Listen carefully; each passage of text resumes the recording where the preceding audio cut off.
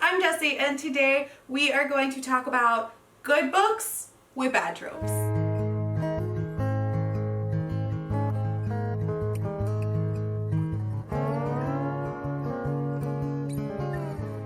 Abby from Abby Salter did this recently, and I will link her video below because I just love this idea. I think it's so fun to talk about books that are actually really good and that we really enjoy. They may have some of those tropes that we tend not to like because, let's be honest, there's a lot of tropes out there that are just overdone, not done well, that we're just tired of seeing. But I like some of those tropes when they're either flipped on their head, when they're done in a fresh way, when they just make sense with the story, or when they're just there, but the story is good anyways. And that's why I have this list of books to talk to you about that I think are fantastic books, but also contain some of the tropes that I tend to not love. Alright, so the first one is the magic school trope. Now, I don't dislike the magic school trope. I tend to actually like the magic school trope, but sometimes I get kind of bored with it. It's done a lot. It's done to death. And then of course, everything with the magic school is compared to Harry Potter, which shouldn't be a thing because not every magic school is Harry Potter. Not every magic school that has adults is the adult version of Harry Potter. It's just not. And I think that's what gets me tired of the magic school trope is all the Harry Potter comparisons, because it's not. Just because one book has it doesn't mean that every other book that has this trope is like a knockoff. So one of the books that I've read recently that I loved, that did magic school super well, that kind of like subverted expectations of it, is Magic for Liars by Sarah Gailey.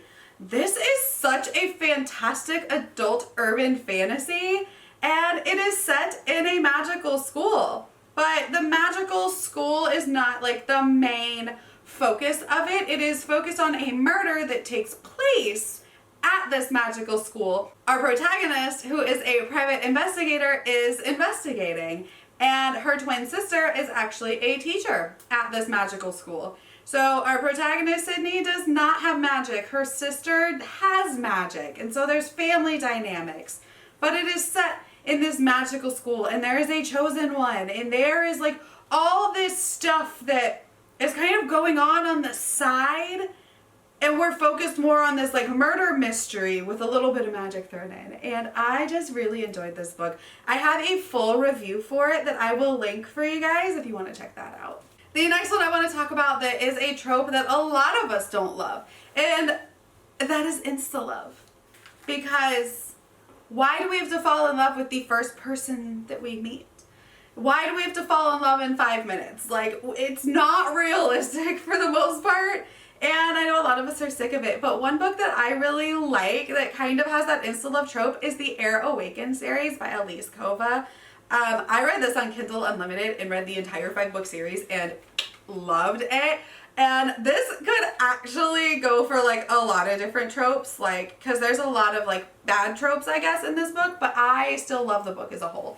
There's definitely some Insta Love. There's like kind of that miscommunication, will they, won't they, like, why are you lying to your significant other? Just tell them the freaking truth, and this whole like 5 chapters wouldn't have been a thing. Like, that kind of happens, but I think it's done so well that it makes sense within the story and within the way the characters act and their personalities that it didn't bother me, and I flew through the entire series. So this is a self-published like YA fantasy. Our girl, our main character, Vala, is like this library maid, and come to find out she possesses this magic that has not been seen in like hundreds of years, and she is being trained by the prince, who is the like dark prince, to basically like get a hold on her magic. And then there's like a whole bunch of political intrigue and romance and war, and it's just such a fantastic story. I really recommend you pick it up. It's just such a cool story. I talk about it a little bit more in my Kindle Unlimited recommendations video, so I can link that for you guys. But yeah, definitely go check this one out because it is a good self-pub like kind of YA adult fantasy. Like it borders the line between YA and adult, I think. Another trope that y'all know I just don't like is like the orphan, abandoned parents, bad parents kind of trope, but sometimes I understand why it's done. I actually would prefer dead parents to shitty parents, but that's just me. I get it. In a lot of like YA, we need our protagonists to be 16 and off on their own. So we have to either have like bad parents or no parents. And sometimes it makes sense, especially when it's a war book. When it is a heavily focused book on like war, then it makes more sense. And that is why my book that I recommend with the orphan abandoned parents trope is The Poppy War by R.F. Kuang. Our main character, Rin, is a war orphan, and then she is raised by a foster family who are shitty people. And it's because these parents, these like foster parents, didn't want her. Like the government basically made people take in war orphans. So not only do we get like dead parents, we also get bad parents. And I think it's actually done really well. And I don't hate it in this book. And y'all know this is one of my favorite books like of all time. So I'm definitely not hating how they did the whole like war orphan, bad parents, gone parents in this book. The next one that like, I don't know, I don't love it, I just think it's super overdone, is Secret Heir. And it just happens all the time. The girl doesn't know she's a princess, or doesn't know that she's royalty, or this or that or whatever, because for one reason or another she's in hiding. It doesn't know she's in hiding, and it's just, I'm over it. Okay, like, let the bitch know. Like, I'm kind of over it. But one book that I thought did it really well, and it's one that I don't want to talk on too much because like I don't want to like spoiler this book. So if you are very sensitive to spoilers, like you might want to skip ahead to the next book. But like this isn't really like, I don't consider it a spoiler, but it's something that happens in the book. But that is Crown of Feathers. Crown of Feathers has kind of a secret heir subplot to it that I think is done really, really well. And it was just really well done and well written into the story. And that is all I'm going to say about it. I actually have a full review for this book. It's terrible because it was like one of my first videos and I didn't know what I was doing. But I will link it for you if you want to read the full, watch the full review of Crown of Feathers. The next one I want to talk about is the Chosen One trope. And I know that so many people are just over this. I honestly don't hate the Chosen One trope. It's not my least favorite. I think if it's done well, then it's so good. Okay, I'm a sucker for a chosen one, but I know it's one that like can be done one way or the other. It can be either really, really good or really, really bad. And I kind of like when the chosen one trope is like subverted and like twisted on its head. And a book that I think does that really well is the Mistborn book, specifically The Final Empire. I think there are so many elements of the chosen one in here, and they are all flipped on their head, and they will throw you off so much. Like you think you know what's going on and really you don't. And there's actually like two different ways that the chosen one trope is subverted in this book, and I love it. If you haven't read the Mistborn series, I highly recommend you pick it up. This was my intro to Sando, and I just think it's fantastic. It is a heist book where we're trying to overthrow the Lord Ruler. Like, you can't go wrong if it's well written, and it is well written. The next one is one that I know we all hate, and that is a love triangle. And honestly, I don't like a love triangle. Like, for one, they're never actual, like, triangles. Like, I want them to, like, all end up together. Love triangles, they're just not my favorite. I'm never, like, I like romance done well in books, but I don't like it as the main plot. I don't like when it takes over the story. And just the will they, won't they, pick one, like, that just tends to annoy me. But one book that I think does it well, and like where it doesn't really bother me, is Ash Princess.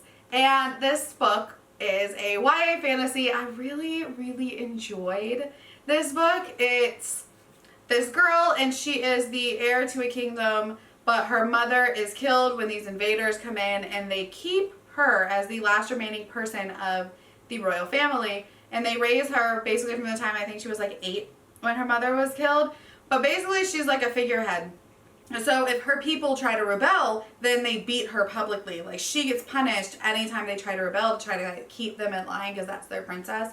They call her the Ash Princess because she has to wear like a crown of ash. It's a whole thing. It's pretty brutal. But there is a love triangle kind of in this book.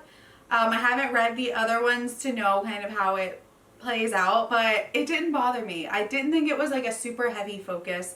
There is one that I like more than the other, duh. But I just think it's still a really good book to pick up. It's a good, quick YA fantasy. And the last trope that I know a lot of people don't like, but like really doesn't bother me too terribly much, is not like other girls. And I think it can be done well, and then I think it can be done poorly. And if it's done well, I don't mind it, because I don't think it's done with the intention of like putting down girls that are girly or girls that are like other girls. Like, I think it's just done to be like, this person kind of sticks out. Like, they're not, one of these things is not like the other. This person is not like the majority of society, whatever that society may be. Like, she may be just different from her societal norms, and it's just trying to like showcase that. As long as it's not done to put down other people, I don't mind it. And one that I think is done well and I like is Lila Bard in the Darker Shade of Magic series. She's definitely not like other girls. And you know what? I don't care, because I love her. Like, she is not like other girls. She is definitely different. She's a thief. She keeps her hair cut short. She pretends to be a boy. But the reason she dresses like a boy and pretends to be a boy is because life's hard on the streets for a girl. Like, she's trying to survive and make it. So yeah, she pretends to be a boy and goes through life that way. And she is just this badass female character, and I enjoy her greatly. So I'm excited. I'm reading the 3rd book now, and it's just a good time. And I think if you don't mind the not like other girls trope, you would like this. So these are some of my absolute favorite good books with bad tropes. Hopefully you liked this. I thought it was a lot of fun to try to like pick out different tropes that I hate from books that I love. And I would love to know what you think of some of these books. What are some good books with bad tropes that you like? Let me know that down below. And my name is Jessie. I make videos every Monday, Wednesday, and Friday, and I'll see you next time. Bye.